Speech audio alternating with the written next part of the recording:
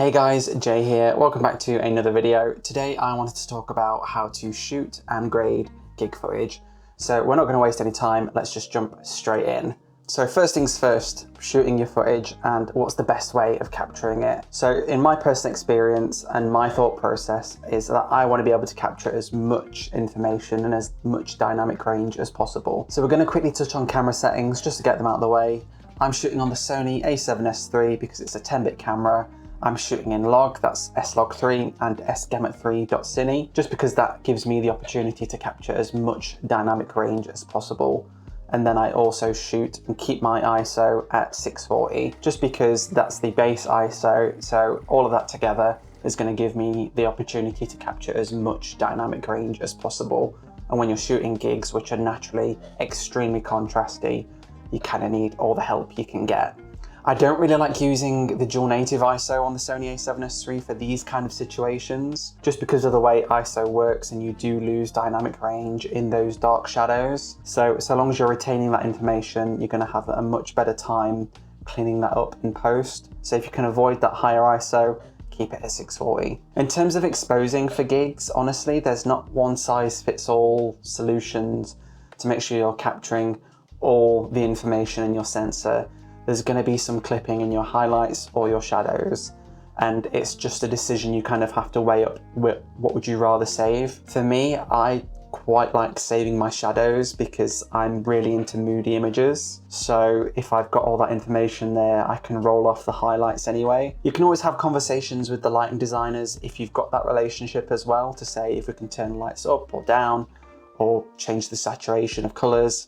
But again, mileage may vary on that, and it's very on a case-by-case basis. So 9 out of 10 times, you're probably just going to be rocking up and being completely at the lighting designers or the venue's lighting's mercy. It is what it is, unfortunately. In terms of white balance, again, you're very much at the lighting designer's mercy. A lot of these spotlights that are in venues aren't bi-color, and if you were to ask someone who's running them, they'll probably just tell you that it's white and not give you a specific value.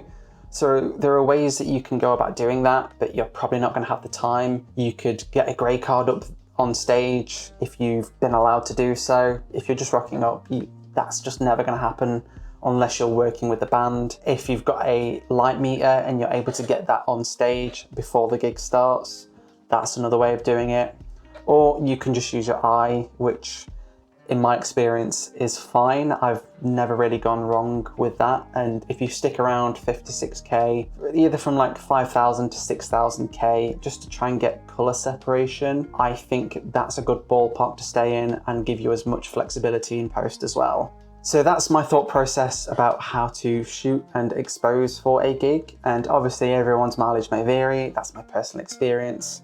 If you do something different and you think it works better, let me know. I'd love to learn. But for now, we're going to hop in Resolve and we're going to grade some footage that I actually shot and try and make it look good. Okay, so we are in Resolve, and this is some footage that we shot for Myles Smith in Manchester. Let's just disable the answer. And what you're looking at the moment is the Rec 709.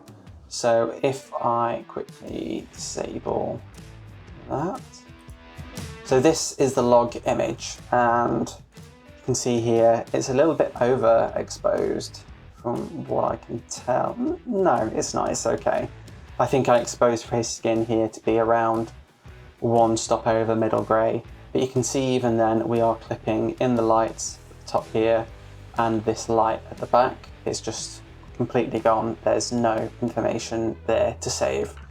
And in those cases, because they are lights, I think that's fine because there's nothing there to see anyway, but we've retained all this information in the shadows down here, down the side, and you can see although they are quite low contrast, it's still there. So that's the log image. So we're going to quickly look at my color management. So this is what I do before I do anything. So you can see we're doing DaVinci YRGB color manage and we're going custom. We're inputting S-Gamut3.cine, S-Log3. Our timeline color space, so what we're working in, is DaVinci Wide Gamut Intermediate. Timeline working luminance, I'm going 10,000 nits because it gives me as much room to play with and I can determine the output. and we're outputting to Rec 709 Gamma 2.4, which is a normal display color space. We're not doing any input DRT because I don't want anything influencing my footage, and we're just outputting DaVinci. And down at the bottom here, my 3D lookup table interpolation is tetrahedral instead of trilinear. You'll just need to change that, and I think it just works out a little bit more smoother when you're working with LUTs or any other software that might have LUTs within them. So I'm going to save that. We are going to bring that back. So if you were to put all those settings in place, you would see your clip change to look something a little bit normal. And you can see here that we've now got all the saturation and a bit more contrast in place. And I'm seeing some problem areas from the get-go, and that is this huge red light bar up here. It's so stupidly saturated. So that's something that we're going to have to tackle. So before I start grading, I want to work under a LUT. So you'll notice I've got dehancer here, which was just disabled. So I'm going to turn that back on.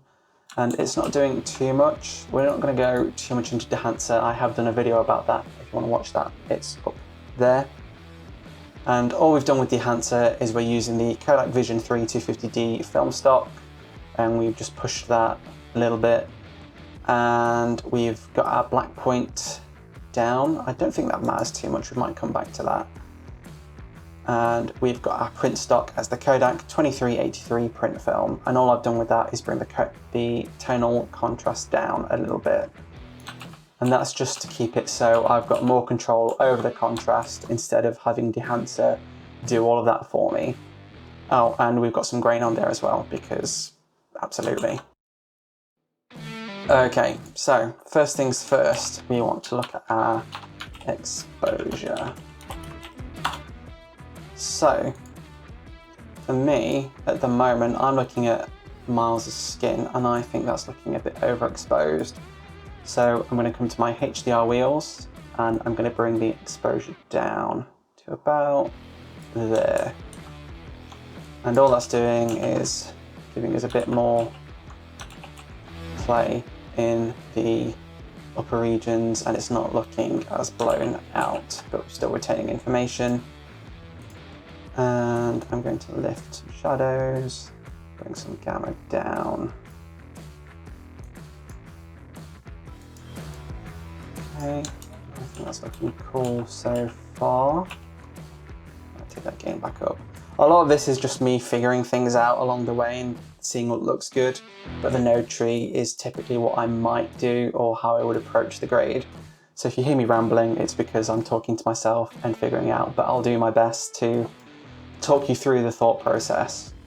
And really quickly, I've not mentioned before, I'm going into this grade with the goal to try and give it a pushed saturated look across the board and even saturation.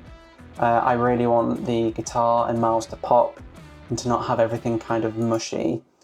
And although there is a lot of separation at the moment, there's so much saturation going off in the areas that I don't really want it just yet. So to solve that, what I'm going to do is pop a node in before the exposure, and we're going to use something called gamut mapping. And we're going to use the DaVinci Intermediate, and we're going to bring saturation compression in. And what saturation compression does, one second, what saturation compression does is it basically tames the more saturated areas of your image. So if you are working with lights that are already heavily saturated, this will basically clamp them down and bring them closer to the center of your saturation. So if we take a look, you've got the saturation max here. And if we start to bring this down, if you pay attention to the vector scope and the image, you'll see it starts to bring down those saturated areas. So this we're at the start, and we're going to start bringing it down. And I can already tell that these blue lights are going to be a bit of a pain, so we'll see what happens when we get back to them. So we've got our exposure. The next thing I want to do is our balance, or our white balance. And I'm going to be using printer lights for these, and if you've not got them turned on, what you need to do is go to color, color, and then there's this option here, printer light hotkeys. And all that does is change your number pad, if you've got one, into printer lights. And all that's doing is giving you exact changes in terms of color. So if I wanted to take out red, for example, I press down on number 4 and that would start to cut red. And if I bring up the vector scope, you can see here I'm adding red and I'm taking red. And it's a very delicate kind of balance here, and it might be that you have to do some back and forth, but you can see there we're starting to take red out of the image. And in doing so, we are pushing cyan. So that's something that we're going to have to look at a little bit later as well. But we're getting the red out of all these dark areas that we don't really want it and making it look a little bit more neutral. So the next thing I want to do now is bring some saturation back. So to do that, we're going to use some DCTLs. And I'm not being paid to talk about these. I just use them personally. I really like them. So we're going to look at the iridescent color sat shaper. And there we are going to add some vibrancy and maybe take away some saturation as well. Add some density and make it more subtractive. Let's just call this sat. And you can see there straight away, that's done heaps for us, like so much. So we're going to park that there and we might come back to it later. The next thing I want to do is look at adding and just shaping our contrast a little bit more. So I'm going to look at another DCTL, and that's going to be the filmic tone curve from iridescent color. And what's cool about this one is that you can actually see what you're doing. So if you click on the show curve, you can see here you've got a line. So these are your blacks and these are your whites. If you start to add contrast, you can see we're starting to create a really nice S-curve. And all that's doing is rolling off into the shadows and rolling off into the highlights. So if you do have lights that are clipping or shadows that are being crushed, the roll off into those areas is just going to be a lot more smoother and a lot more filmic.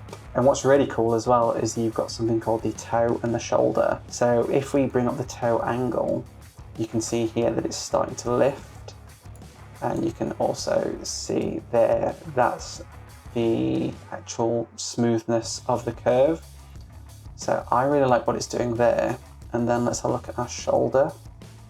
So you can see, if you look at the waveform, that's just looking at those top high images, those top values there. And if we roll it off even more, maybe not that much, I'd say like there, and then just take that away. So now if we take that off, take it on, you can see we're getting much deeper but slightly lifted shadows, and the roll off into the highlights is a bit more milkier, I guess is the word. It's not as pingy, I guess is a better word to use, and it just looks a little bit more filmic, which I personally really like. And honestly, looking at it, I think this is starting to look really cool. There's a few problem areas I can see, and that is specifically with these blues. So we're going to have to look at trying to solve that problem. Yeah, but that is really nice. Yeah, so these are some of the steps that I would take. And let's just label that. So tone curve. And I want to do one more thing before I move on to looking at these blues. And that is some split toning. And we're going to use another DCTL, and that is the split tone from iridescent color again. I really like them, and again, I'm not being paid to say anything about these. I like them and I use them on pretty much every single grade. Okay, cool. So we've got the split tone here, and if we show the overlay, it's the same kind of setup again, but you get this gradient at the bottom as well. So it's from your darks to your whites. So if we look at the low thresh here and we start to bring it up, you can see we're introducing cyan basically into the shadows. But when we do that, we're actually lifting them up off the floor as well, which I don't really want to do. So down here, is the Lume Mix. So if we take that back down, that will make sure that when we're adjusting the hue, we're not lifting the black level as well, which I think is just nicer. And all this is going to do is, if we've got our skin looking in a nice place on the skin line, it's going to introduce more separation and ideally more colour separation, which is what I really like. So I think around there is good. You can go as far or not as far as you want with this, but I think a little goes a long way. And you can really see it in the vector scope, in the waveform, sorry, down here. So if we start there, you can see that they are just black. And then as we push, you get some more blue in there as well. And I think we split the difference and go there. And then you can do the same with the highlights. And let's just make that fall off a little bit more gradual as well, and maybe take it down a bit more. Let's just have a quick look at that. So we're just looking at our shadows. It's so subtle, but it's doing bits. It's doing bits. You're just gonna have to take my word for it. Okay, the high threshold. So if you're struggling to pick a hue, or struggling to pick it, what I like to do is take it all the way to the top, and then you've got it here, and then you can pick your hue by doing that. So I really like to have a bit of a warmer hue. And then if we take the threshold back down to, let's say, there. And what you can see is happening there is, all it's doing is introducing the blues from the low threshold, the cyans, and then we've got our middle section here, which is middle grey, so that's where our skin tones are sitting. And then we've got all our highlights and everything pingy up here. So everything we're doing here is just introducing separation and not touching our skin tones, and basically introducing more colour contrast. And yeah, it looks sick. It looks so good. So I'm just going to call that split tone. And you probably can't see that it's doing much, but you can see up here. We're actually saving these lights a little bit by introducing that high thresh, and over here as well. So let's just move through it. Okay, so the grade's looking pretty good so far.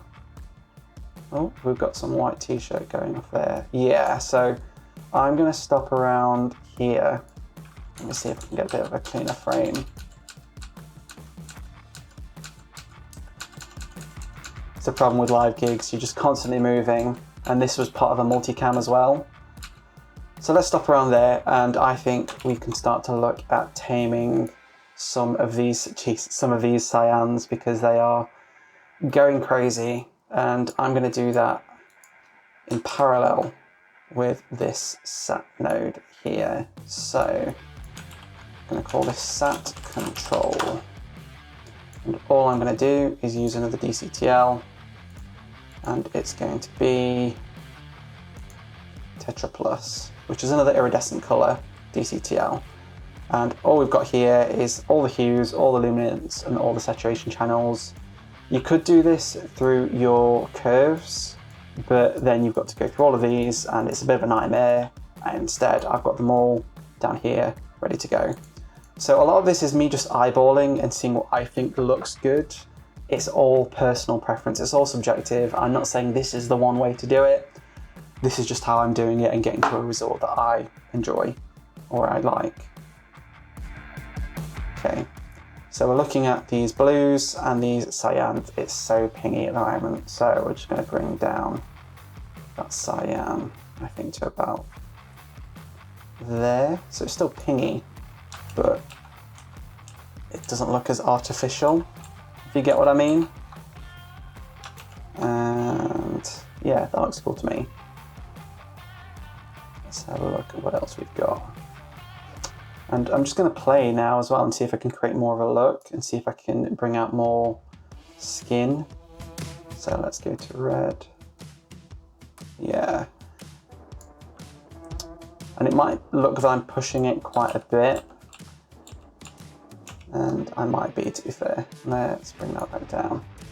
And what's so good about this, so if you remember the saturation compression, if I were to turn that off now, you can see we're actually pushing the limits. I think that's actually clipping a little bit there.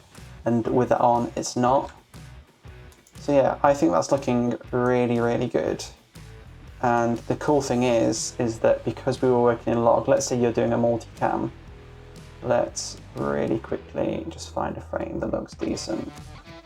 Let's go here. So because we're working in log, there's all this information here, because at the moment all we're doing is exposing for talent on stage, and we brought some of the exposure down. When we cut to the crowd, they're underexposed. But let's just disable that. Go to another one. So even there, we've straight away got our crowd back, and we can start to look at balance, making sure they fit in with what's going on stage. And when you're cutting between clips, you could adjust them on a clip level to make sure everything's lining up and clips don't feel too dark or too bright, and just average the entire thing out. So it might be that on this one, I don't know, we look at maybe taking some magenta out, putting some red in, and maybe bringing up the gamma a little bit and bringing down the gain, just because we're pinging a little bit over here, and just brightening it up.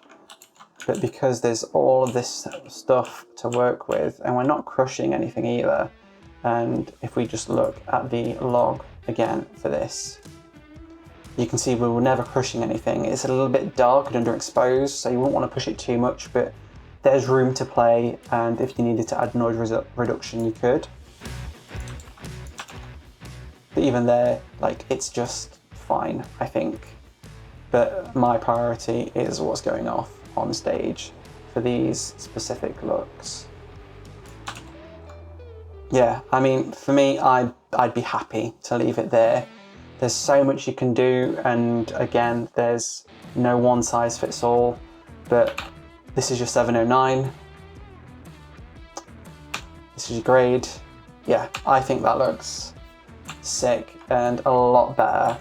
And we do have some problems with these blues at the moment, but because they're pingy and just super, super saturated, I can't really push this compression anymore, I don't think, without upsetting the reds, and I don't really want to do that. Let's see what we can do up here. We tame this a bit more. What's going on? We tame the blue and the magenta.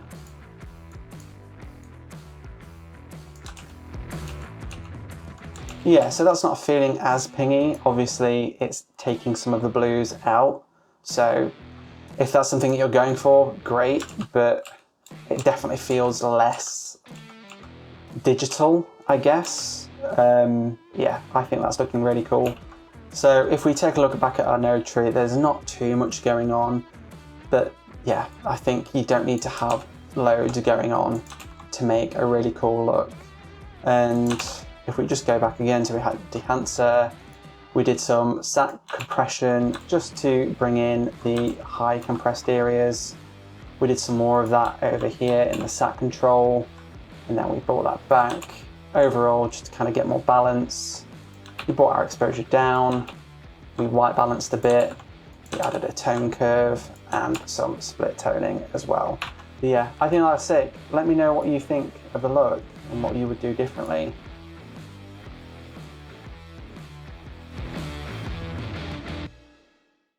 So that's my thought process and my approach on grading and shooting gigs.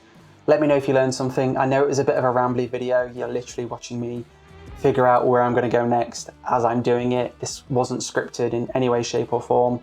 So hopefully you learned something. If you did, give me a like, subscribe, all that good stuff, and hopefully I shall see you in the next one. Peace.